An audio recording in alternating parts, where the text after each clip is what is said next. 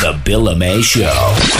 What a pleasure to have this gentleman join us on the air. He has visited us in the past. It's been a while. He's a world-famous talk show host, Republican strategist, and, of course, he's the son of the greatest president ever. And I'm talking, of course, about Michael Reagan. And Michael, thank you for taking time for us. I don't know if a lot of people actually realize how important North Carolina was to your dad's race back in '76 and really carried him through and made him the front runner in 1980. Yeah, Helms was in his time and ahead of his time. It hasn't been for Jesse Helms in North Carolina. And you never heard of Ronald Reagan as President of the United States in 1980.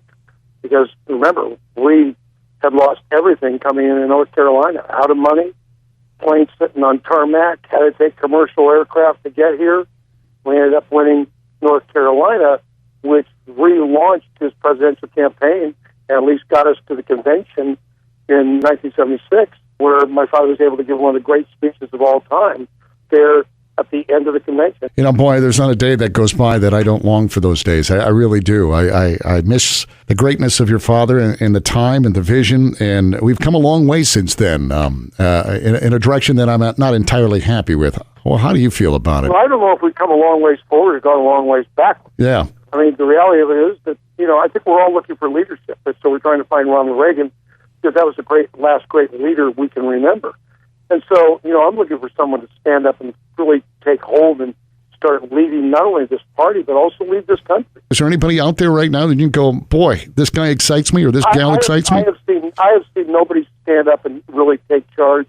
I say when I speak, and I say in my new book, The New Reagan Revolution, Ronald Reagan spoke in parables. Today's politicians speak in sound bites. And I don't think that does a great service for us or, in fact, for them.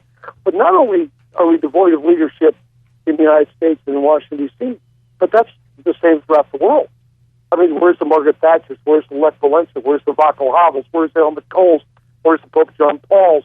There's none of these people are alive and well in the world that we live in today, and the world's in turmoil because of it. I mean, that's an excellent point. I hadn't thought about that in the grandest scheme. That's true. I mean, do you get a sense that certainly they must exist somewhere in the United States, that we do have great people among us. Why is it that they haven't come forward? I think because a lot of it is that we've taken politics and made it too personal, and where it's about personal attacks, not political attacks, where I agree or disagree with you on the political message. It's whether, I agree with your lifestyle or whatever the personal attacks might in fact be. And when you make politics personal, like if you make arguments in your relationship and your marriage personal, you're sleeping on the couch. Well, you do the same thing in politics. You're sleeping in a cupboard somewhere in Washington, D.C., and nothing gets done. Ronald Reagan understood that, politics was the art of negotiation. And, in fact, you didn't make things personal. You made them political and won the day politically. That's what politics is all about. And today, again, we make it too personal. And I think those personal attacks that we make on each other does a great disservice to the people who live in the United States of America. LuMaye.